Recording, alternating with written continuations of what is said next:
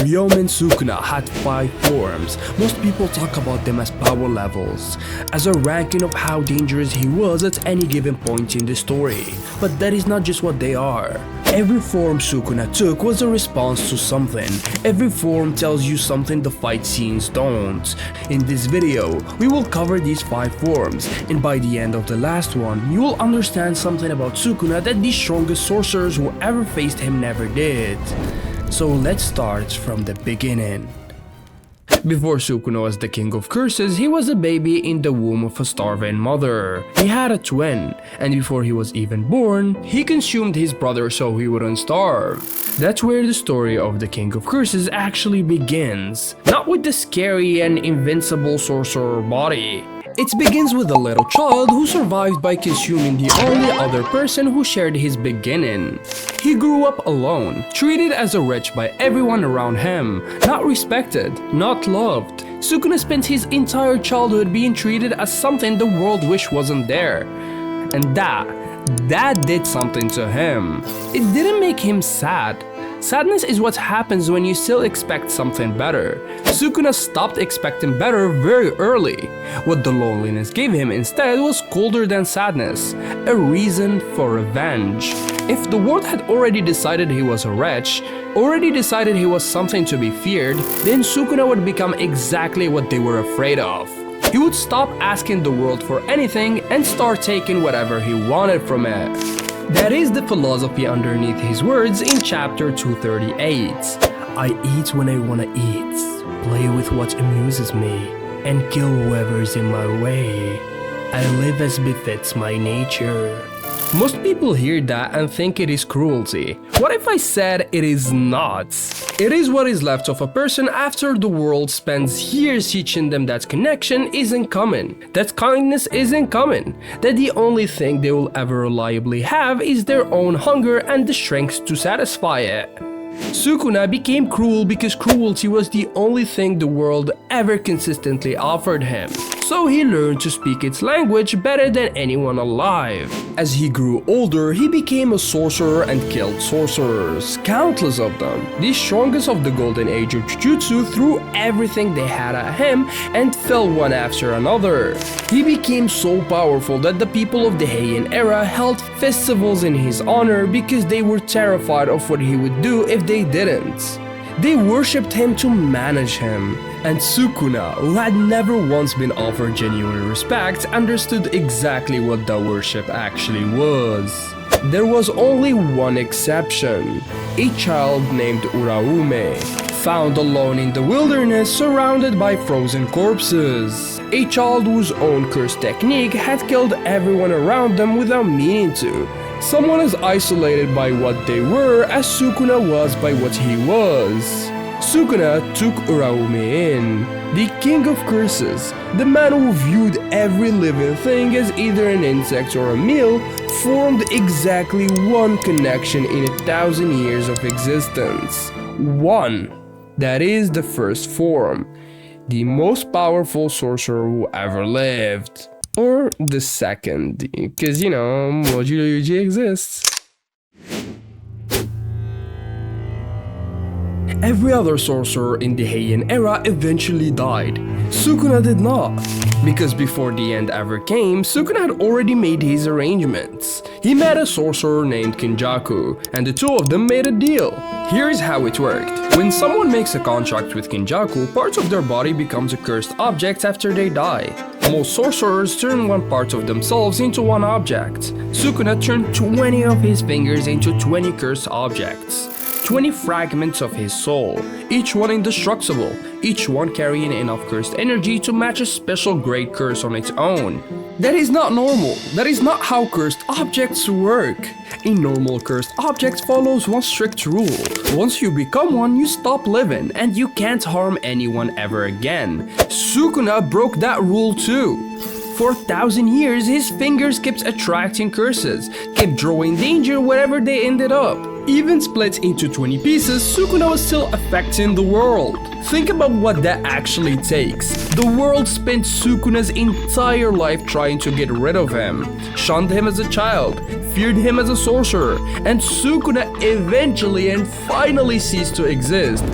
but the only reason he ceased to exist was to make himself impossible to finish. He would wait inside those 20 fingers for as long as it took. 100 years, 500, 8,000, it didn't matter to him, because the pain of boredom for him was far more cruel than the weight of eternal patience. After Sukuna's physical body ceased to exist, his loyal follower Ryomen took care of his corpse. Over time, that body dried out and mummified.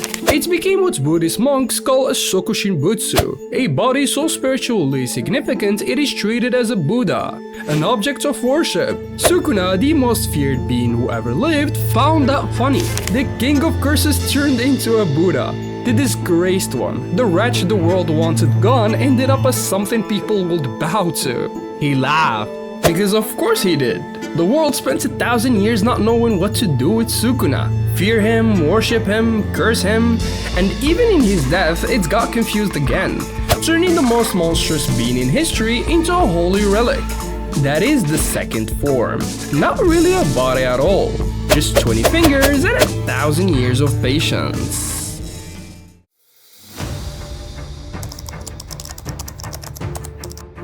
8,000 years passed. 20 fingers scattered across Japan, attracting curses. And then a bold high school student named Yuji Itadori swallowed one of them. Most people would consume one of Sukuna's fingers would die instantly. The cursed energy alone is enough to kill almost any human being. Yuji didn't die. Yuji's body, for reasons nobody couldn't fully explain, accepted Sukuna's soul without breaking. And suddenly, after 1,000 years of silence, the King of Curses was awake again, inside someone else's body. Think about what that means for Sukuna specifically. His entire life had operated on one rule: take what you want, eat what is in front of you, consume everything that gets in your way. Nothing had ever successfully resisted him. Nothing had ever been strong enough to refuse him. And now he was sharing a body with a kid who refused to be consumed. Sukuna couldn't take Yuji's body the way he had taken everything else. Yuji was too strong. Not physically. Sukuna was infinitely more powerful. But souls-wise, that was another story.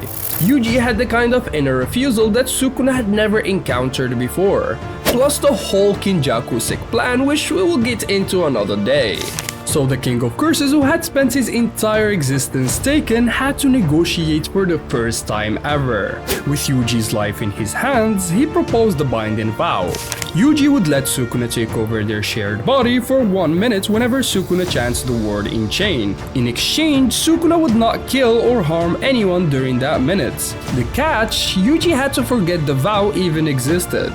So Yuji agreed, and Sukuna, who had always taken, had to accept getting only 1 minute at a time. This is the part that almost nobody talks about when they discuss Sukuna's third form. The strongest being to ever exist was reduced to 1 minute of borrowed time inside a kid he viewed as weak. He hated that shit. He insulted Yuji constantly, called him a brat, ripped his heart out just to prove that he could, laughed at Yuji's suffering, did everything in his power to make Yuji's life unbearable. And yet, every time Sukuna took control, he had to give the body back. He was the King of Curses, but deep inside, he was begging to control the power that used to be entirely his. Fast forward, something else started happening inside Yuji that Sukuna didn't expect. Yuji had friends. Yuji laughed. Yuji felt grief for strangers. Yuji cared about people Sukuna would have eaten without thinking. And Sukuna, sharing a body with all of that, had to feel it too. He couldn't escape it. He couldn't shut it off. Couldn't unconsume it. For the first time in over 1,000 years, Sukuna was experiencing what a normal human life felt like from the inside. He hated that more than the deal, because feeling those things forced him to confront the possibility that his way of living wasn't the only way, that the world he had known, the one that rejected and feared him, wasn't the whole world. That somewhere, somehow, people lived lives that included connection and kindness. So Sukuna, filled with trauma and resentment, made a plan to destroy it. Yuji wasn't going to be his cage forever, because Sukuna had already chosen his next vessel.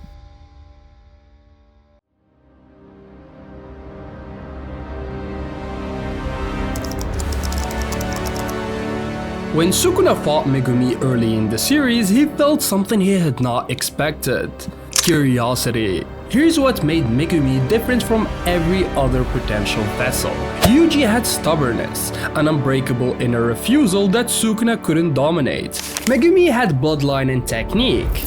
Megumi was a descendant of the Zenin clan, one of the most powerful sorcerer families in Japan, and he had inherited their most prized curse technique, a technique so overpowered that it had the secret weapon to bypass the most complicated ability of all time. But Megumi had something else too. Megumi could break. Unlike Yuji, Megumi's spirit had a limit, a point where his will would crack. And Sukuna, being the seasoned sorcerer he was, recognized that limit the first time he met it. So he waited.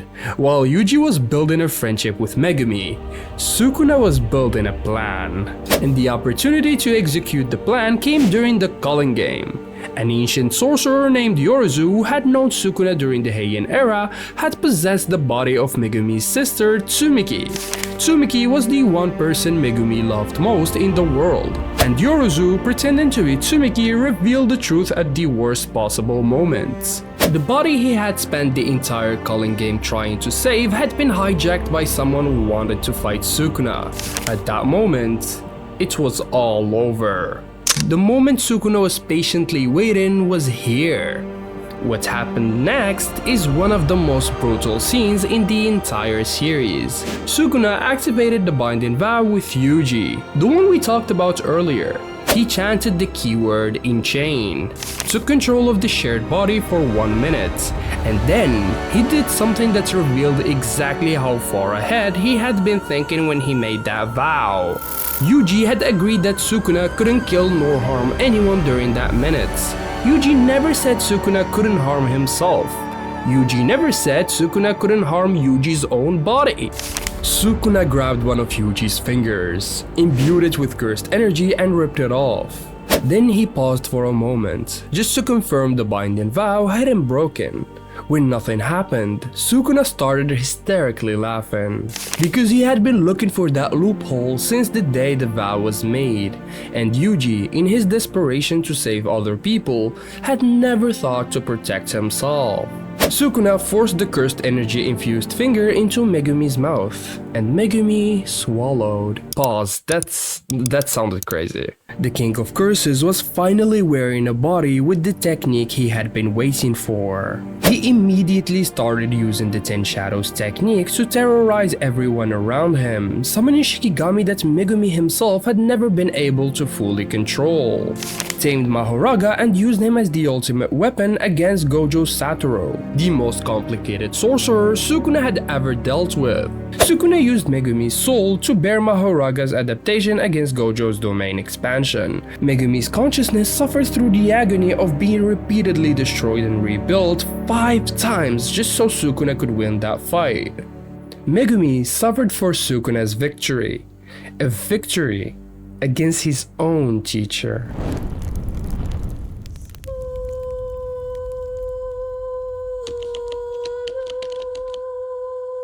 Sukuna had been holding back. Every form the audience had seen up to this point, all of it was Sukuna holding back. He had one last card left to use, a full reincarnation. The ability to shed Megumi's body entirely and restore himself to his original Heian era form.